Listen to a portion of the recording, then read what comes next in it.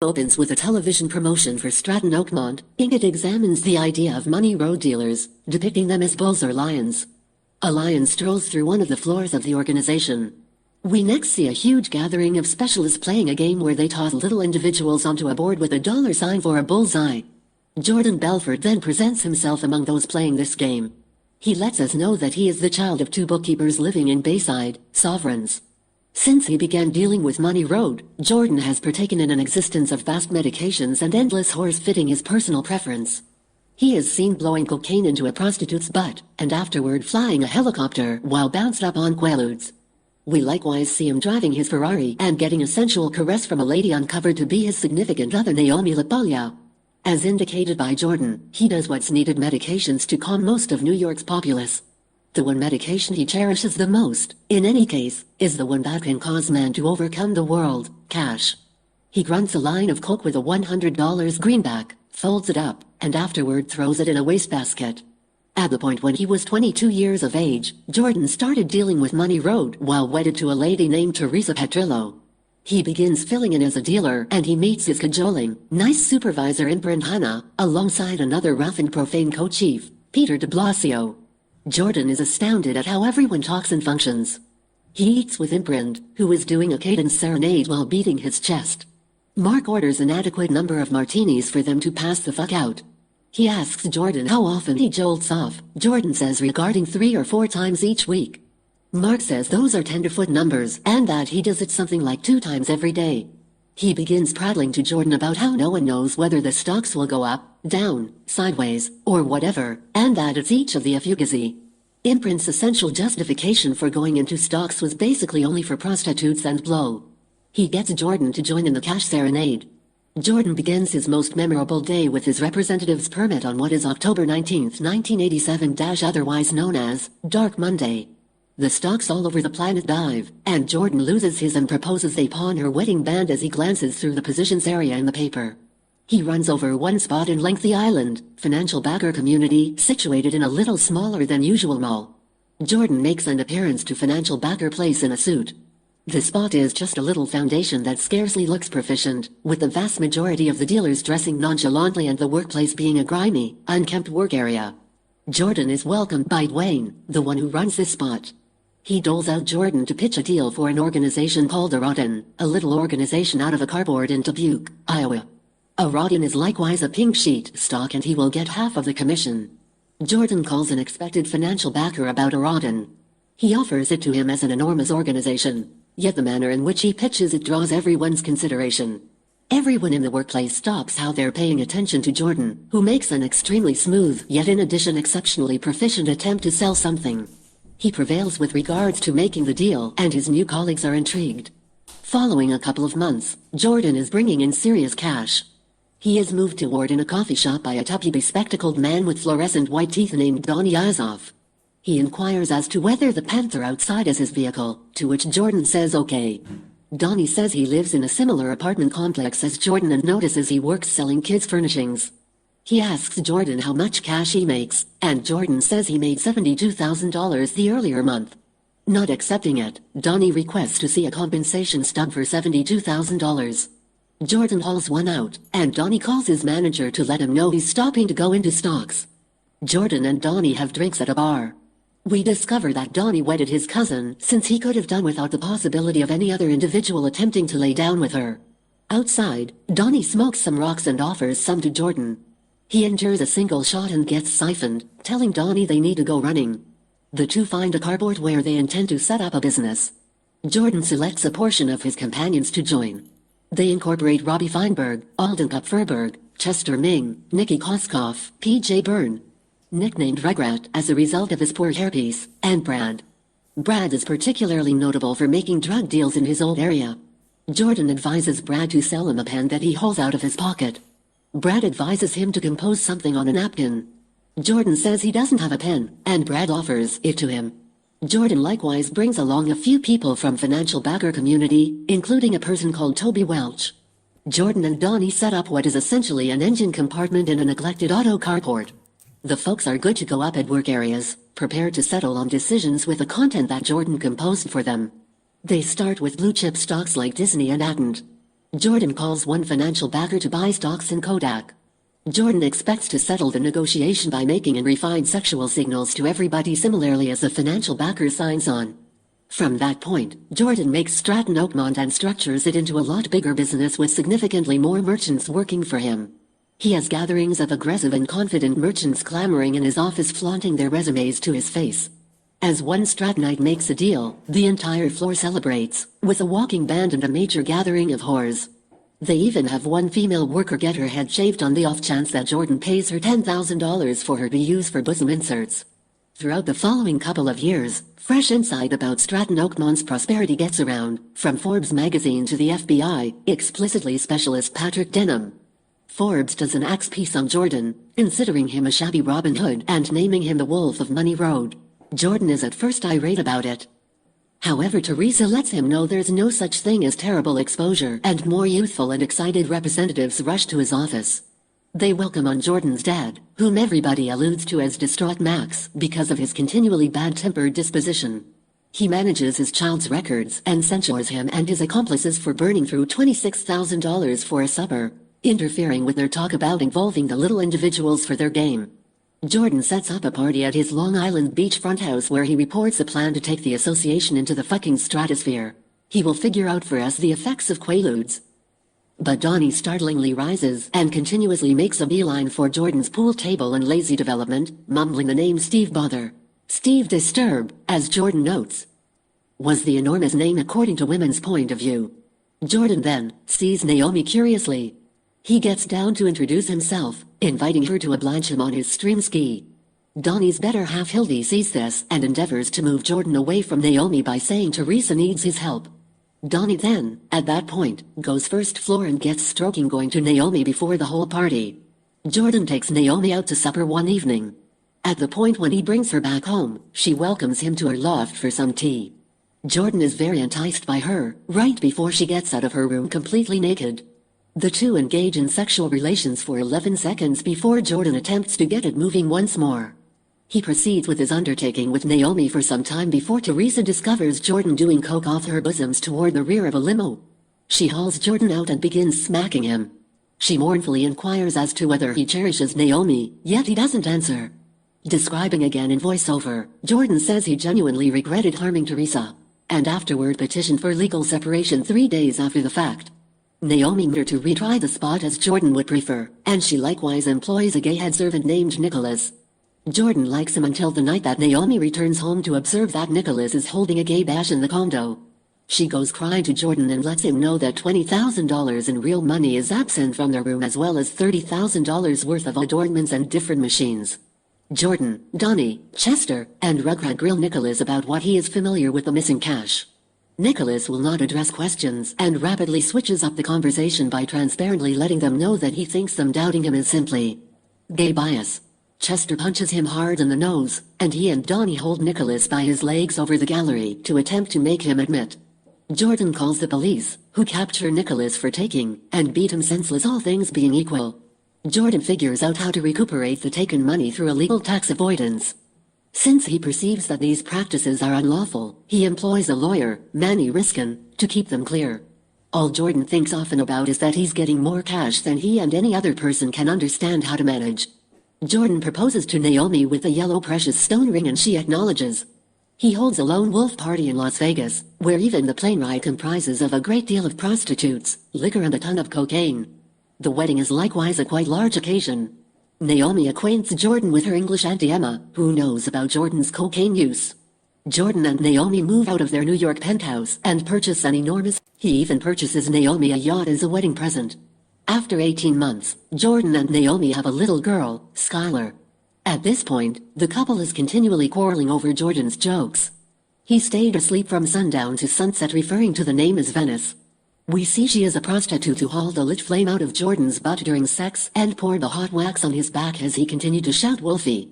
Jordan lets us know this battling is important for their daily schedule, which closes with them getting private. At the point when they put the child to bed, Naomi says she is wearing short skirts from here onward and won't be wearing undies intentionally to prod Jordan. Jordan, notwithstanding, has his own stunt to pull. He lets Naomi know that she's been recorded by Jordan's safety officers, both of whom are named Rocco. At work, it is the day of an initial public offering meeting with Steve Chafe, a women's shoe originator looking to open up to the world about his organization. Jordan gets a nerdy merchant cleaning his key, sends Donnie to get down on the fellow and embarrass him before everyone by gulping down the man's goldfish and afterwards sending him out while every other person sneers at him. Steve Chafe presents his most recent item, the Maryless. The representatives begin tossing garbage at him, which Jordan stops. He needs Chafe to go along with them in business, which he consents to. Jordan then gets up to the stage to give a discourse to the entire floor about the marvels of being rich. The stock is sent off in the exchanging room and turns into a triumph, netting Stratton Oakmont $22 million in only 3 hours. The FBI sends the organization a summons to demand Jordan's wedding videotape. Jordan meets his confidential agent, Bo Dietl, where Bo lets him know that Denham has photos of Jordan's inward circle. Jordan inquires as to whether it's feasible to pay off Denham. Dietl vehemently says no. A couple of days after the fact, Jordan welcomes Denham and his accomplice Specialist Hughes onto the Naomi secured at a Long Island harbor. He shows them the rundown of everyone in participation to the wedding. At the point when Jordan tells Denham of a worker of his that he recruited in the wake of requiring cash for his mom's triple detour medical procedure, Denham deciphers this as a payoff of some kind. Jordan ignores it and sends the specialist off his yacht. He jokingly tosses $100 greenbacks at them as they leave. Jordan chooses to protect his cash from the duty men as well as cheats by putting away it in Seaward Records. He, Donnie, and Rugrat go to Switzerland to take care of business. The excursion there is turbulent for Jordan since he takes a lot of quaaludes preceding the flight. He then acts scurrilously toward the attendant and he affronts the pilot. He awakens lashed to his seat. Donnie lets Jordan know that he attempted to begin a wild party on the plane, dry bumping the female airline stewards and offending the plane skipper, who by controlled Jordan in his seat. Because of Rugrat's mediation, with help from his Swiss companion, Jordan isn't charged upon his appearance. The threesome meets with a gathering of French-Swiss financiers drove by Jean-Jacques Sorel, Rugrat's companion in school. Sorel convinces them to get somebody outside the U.S. to store cash in their record. Jordan goes to London, Britain to persuade Naomi's Auntie Emma to take a portion of his fortune. This additionally prompts Jordan in effectively attempting to hit on her. They likewise utilize Brad's Slovak spouse Chantal to carry cash in with her family, however she can lash a specific ad up to her body to sneak into Switzerland. Donnie and Brad get into a contention that finishes with Brad punching Donnie out. Sometime later, Donnie drives out to an undesirable Long Island strip shopping center to make a trade with Brad. Brad had explicitly requested that Jordan ensure Donnie didn't show up at the gathering medicated out, however Donnie gives off an impression of being at any rate. After a couple of seconds, Donnie uncovers that he isn't really stoned for the gathering and starts to incite Brad. Donnie had thought about literally the way that Brad had hit him. They get into one more contention with the police observing close by. Donnie drops his attaché of cash and escapes, passing on Brad to get captured. Donnie appears at Jordan's home with serious areas of strength for an of quaaludes called Lemon 714, an extremely intriguing variant of the medication. The two take a pill each and watch Family Matters on the television, however feel no impacts following 35 minutes. They take more regardless feel nothing. They figure out that they lapsed in 1981. Naomi goes down the stairs to find the two working out. She lets Jordan know that Bo Dietl is on the line. Dietl advises Jordan to take off from his home and call him from a payphone. Jordan travels a mile not too far off to a Nation club to utilize the payphone there. Dietl educates him concerning Brad getting captured, and that Denham has Jordan's home and work telephones tapped. All of a sudden, Jordan starts to at long last feel the impacts of the lemons. The pills were such a long ways past their lab state they'd fostered a deferred intertwine. He begins slurring his discourse and afterward implodes to the floor, unfit to stand or walk. He creeps outside, rolls down the means, and figures out how to open the entryway of his Lamborghini with his foot. Naomi calls him to say that Donnie is acting oddly and had called Sorel. Jordan makes an endeavor to drive his vehicle home regardless of being excessively high. He gradually figures out how to return home safe and sound and slithers his direction to the kitchen to pull Donnie off the telephone, hollering decently well about the FBI tuning in. Donnie rushes to stuff cold cuts in his mouth, however he begins gagging and falls on top of the glass feasting table, breaking it. Naomi runs in to find Donnie becoming blue and gagging. Jordan snatches a little vial of coke from a cabinet and empties the entire thing into his nose, compared with a Popeye animation as olive oil takes care of the Mariner Man some spinach, with the tune going with Jordan and the coke. He hauls the food out of Donnie's mouth and starts to apply an unrefined type of the Heimlich move. Jordan stops for a couple of moments, thinking he'll allow Donnie to bite the dust, until Naomi advises him that Donnie has a family. Jordan at last gets Donnie to hack up the food he was stifling on. Jordan gets up the following morning to track down the police in his home. They capture him when they show him his Lamborghini, with striking harm, notwithstanding Jordan accepting he got the vehicle home in one piece. A flashback shows us that Jordan didn't make it home without harming his vehicle, hitting a few different vehicles, a couple of golf trucks and a post box. He is delivered after it's resolved they have no confirmation Jordan was ever in the driver's seat of the vehicle. Manny and Max tell Jordan he lucked out. An additional couple of months after the fact, Jordan holds a major gathering on his floor to declare that he is venturing down from the organization to pass it on to Donnie, Pinhead, and Rugrat. He gets down on one individual for beginning at Stratton with scarcely 2 nickels to rub together, and presently living rich when Jordan chose to try her out. He tells the specialists he cherishes every one of them, moving them to tears. Jordan then, at that point, adjusts his perspective and chooses to remain, prompting cheers. He gets everyone to go along with him in the cash serenade. His dad isn't satisfied, accepting Jordan would be in an ideal situation in taking the arrangement the FBI was advertising. Jordan holds an immense festival on his yacht, just after Brad is set free from prison. Brad in this manner stops carrying on with work in stocks, and Jordan lets us know he passed on from a coronary episode 2 years after the fact. In June 1996, Jordan and Donnie take their spouses to Portofino, Italy to proceed with the festival. Rugrat calls them while they're drinking cocktail and grunting cocaine to let them know that Steve Goat is dumping shares subsequent to finding out about Jordan's new issue with the law. To exacerbate the situation, Naomi comes crying to let Jordan know that Auntie Emma passed on from a cardiovascular failure. Jordan is distressed, yet more because of the way that this leaves the $20 million in her record difficult to reach. Jordan calls Sorrel, who lets him know that Auntie Emma named Jordan the replacement to the cash. He simply has to quickly get to Switzerland. Jordan races to advise the skipper to take them to Switzerland, notwithstanding Naomi's demand that they go to Britain for the memorial service. Jordan accepts they can arrive at a protected harbor and that he can get a little plane to Geneva. The chief cautions that there might be blustery oceans ahead, yet Jordan couldn't care less. For sure, they really do cruise directly into hazardous waters. Jordan orders Donnie to run and get more Quaaludes. Even as Donnie objects, Jordan would rather not kick the bucket sober. He runs ground floor at any rate and brings the medications up, similarly as a gigantic wave gets through boat and turns it over. The gathering is saved by an Italian Naval Force helicopter brought in by Jordan. They're taken on another boat, and Jordan sees the fly he needed to get collide with the sea. He lets us know this was because of a seagull flying into the motor. He trusts this to be a sign from God. After 2 years, Jordan is gotten back on track. He is found in an infomercial publicizing his money-making class, Straight Line. During a taping of the infomercial, Denim and different specialists capture Jordan. Sorrel had been captured in Switzerland for wrongdoings irrelevant to Jordan, and he wound up ratting him out while eating with Rugrat. Sorrel had likewise been engaging in extramarital relations with Brad's better half at whatever point she pirated money to him in Switzerland. Every one of the individuals from Stratton are brought in for declaration yet decline to surrender anyone to save themselves. Donnie heads toward Jordan's place as he is detained at home. He wears a finder on his right lower leg.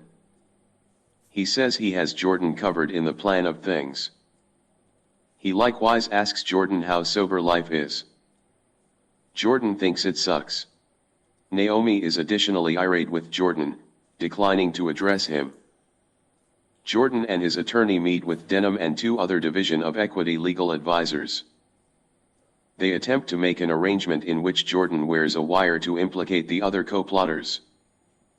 They consider the case of Grenada concerning the U.S. attack of Grenada in the Caribbean, where the U.S. government handily smothered an intrusion of that island country by Cuba.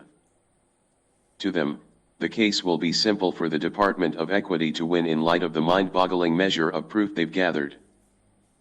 A couple of evenings later, Jordan hassles Naomi for sex, and she ultimately yields and requests that he have intercourse as though it were the last time.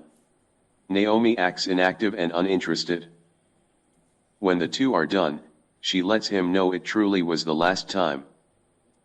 She plans to petition for legal separation, and lets Jordan know that except if he consents to each condition that she requests, a fast separation, full guardianship of their 2 children and a big part of his leftover riches, she'll take out a controlling request that will ban Jordan from truly reaching her or the children once more. Jordan becomes maddened and affronts her, she slaps him and he hits her in the mid-region. He rages into a little living room and cuts open one of the couch pads, eliminating a pack of cocaine. He grunts a decent measured sum and runs into Skyla's room, taking from her bed. Over Naomi's terrified fights, he runs down the stairs to leave with Skyla. Naomi and the Belfour servant attempt to stop Jordan as he inverts the vehicle out of the carport, yet he winds up colliding with a wall only a couple of yards away. Skyla is safe as she was wearing her safety belt, however Jordan experiences a minor head injury. Naomi removes Skyla from the vehicle, as a stupefied Jordan steadily acknowledges he will likely never see his 2 girls from this point forward after this most recent episode. Jordan is set up with the wire to get his accomplices. They all cheer for him upon his return. He goes to begin with Donnie. Jordan slides him a note that says, "Don't implicate yourself. I'm wearing a wire." When he gets some information about their monetary practices, Donnie professes not to recollect that anything. The FBI show up at Jordan's home to capture him when they find the note he slipped to Donnie, however not shown, the note was given to Denham by Donnie himself. Logical as a component of an arrangement that will leave Donnie unaffected or having to deal with lesser penalties. While Donnie quickly erases any implicating documents on his office PC, the remainder of the co-schemers are captured in the workplace. In court, Jordan is condemned to 3 years in jail. His mom cries as her child is removed while Max sees him frustrated. At the point when he shows up at jail, Jordan concedes that he was scared when he arrived. According to Briefly, he failed to remember that he was rich. He had become so familiar with a daily existence where everything was available to be purchased. The last scene happens at a straight line workshop in Auckland, New Zealand. Jordan emerges to the group and stands before one man. He takes out a pen and advises him to offer it to him. The man gracelessly begins his pitch before Jordan removes the pen. He hands it to another, who is similarly abnormal. Jordan keeps on doing likewise with additional visitors, as every one of the confident future moguls watch him.